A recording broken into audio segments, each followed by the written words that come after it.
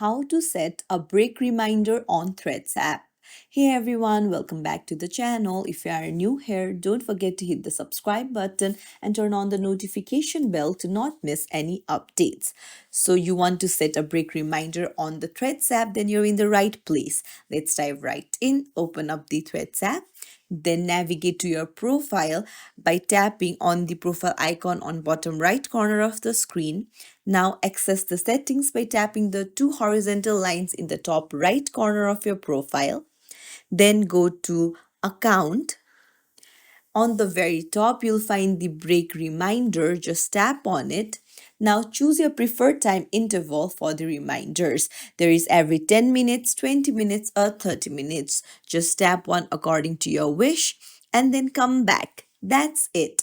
If you found this tutorial helpful, don't forget to like and subscribe to our channel for more tips and tricks. Thank you for watching.